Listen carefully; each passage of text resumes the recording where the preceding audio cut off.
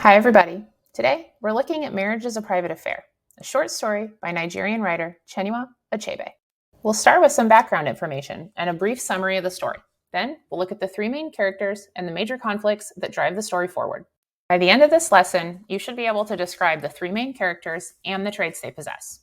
You should also be able to describe the major conflicts in the story and explain how each character responds to them.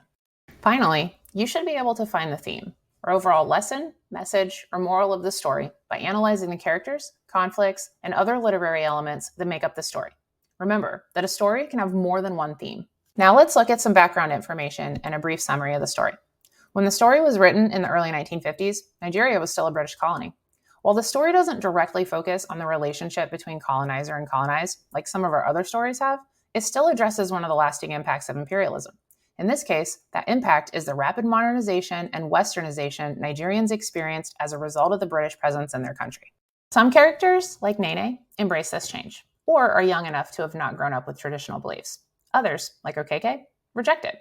And still others, such as Nnemeka, try to find a middle ground between the two ways of life.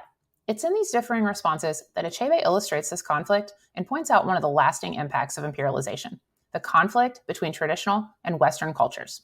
Let's go over a quick summary of the story. The story begins with Nene asking her fiancé, Nnemeka, if he's told his father about their engagement. We find out that Nnemeka has been putting off telling his father because he expects him to be unhappy about the news. He explains to Nene that her beliefs about marriage are different because she's lived all of her life in Lagos, a modern city. We also find out that Nnemeka and Nene are from different cultural groups. Nnemeka eventually tells his father, Okeke, about his engagement, and Okeke does not react well. He believes that a marriage should be arranged between Nnemeka and a woman from their village. Nnemeka believes his father will eventually come around once he gets to meet Nene and has time to adjust to the news. But Okeke refuses to meet Nene.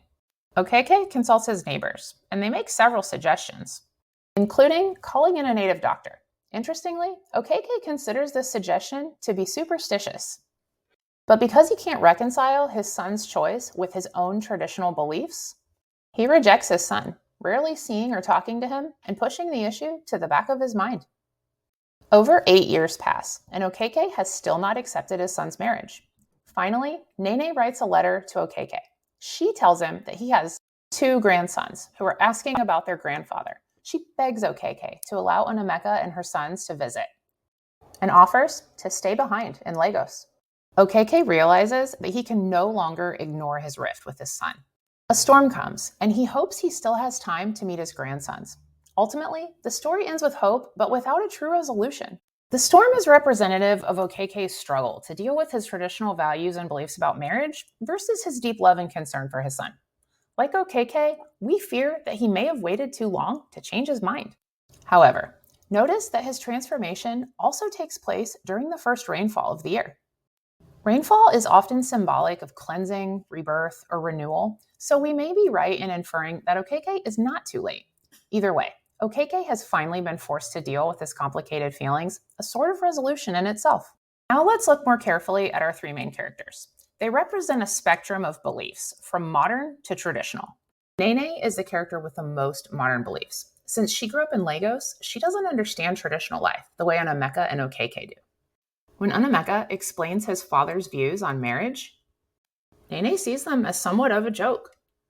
However, even though Nene doesn't understand traditional beliefs about marriage, she's still supportive of Nnemeka and gives him the time he needs to tell his father about their engagement and eventual marriage. Toward the end of the story, we see Nene's selfless behavior when she writes the letter to Okeke. We see that she cares for her son's happiness and is willing to stay behind so they can meet their grandfather. Nene does this with the knowledge that Okeke has rejected her throughout the course of her marriage to Nnemeka. Nnemeka is a character in the middle of our modern to traditional spectrum. He's from a rural area and grew up with traditional beliefs and ways of life. However, living and working in Lagos have exposed him to modern ways of life, so he has both modern and traditional views. Just as he's been able to adapt to both ways of thinking and living, he hopes he can find a way to bridge his father's traditional beliefs with his own modern marriage. Throughout the process, we see that while Nnemeka is stubborn and unwilling to give up, he's still respectful and loyal to both his wife and his father. Now, Okeke, Nnemeka's father, is the character at the traditional end of the spectrum. He's lived his entire life in a rural area and has traditional beliefs and values. However, there are hints that Okeke is capable of change. We find out that he practices Christianity rather than a traditional religion. He also dismisses his neighbor's advice to get an herbalist or native doctor to fix an Emeka. He sees this as superstitious, so we know that he does reject some traditional beliefs. And like an Emeka, he is stubborn, but he's the character who undergoes genuine change. By the end of the story, he's able to confront himself and is ready to attempt to fix things with his family. Now let's review the major conflicts of the story. First, I want to reiterate that this is not a story that focuses on a direct conflict between colonized and colonizer. Rather, it takes an indirect approach to consider the effects of colonial rule. The rapid modernization and westernization Nigeria experienced plays out in conflict between Nene and Okeke, as their differing beliefs are the direct result of this rapid modernization that destabilized traditional values and ways of life. We also see it play out in the external conflict between an Emeka and Okeke. And it's important to point out here that Okeke rejects an Emeka's choice of a wife not because of who she is as a person, but because of what she represents. Someone who has modern values and is not a member of their cultural group. The final conflict is the internal conflict between Okeke and himself. Though he's very stubborn, he eventually changes his mind when he finds out he has grandsons. Though we don't know at the end of the story if Okeke does get the opportunity to meet his grandsons, we can still make some inferences about the theme or message of the story. Consider our characters and the way they respond to the conflicts in the story, particularly Okeke, who eventually changes his mind. What does the author seem to be saying about this clash between traditional and modern ways of thinking? Is there a way to find a middle ground, as we see an Emeka attempting to do? And what does Achebe seem to be saying about family bonds and how family members respond when their ways of thinking don't match up? Consider how Emeka and Okeke are both extremely stubborn. And Emeka, however, seems to believe throughout the story that his father will eventually come around. And Nene, though she doesn't understand the traditional beliefs that both an Emeka and Okeke hold, also believes in the importance of family and is the one who ultimately initiates the action that brings about the resolution in the story. Based on all this, what message do you think the author is trying to share with readers? What is the lesson that you take away from this story? Thanks for listening, everyone. I hope you enjoyed the story.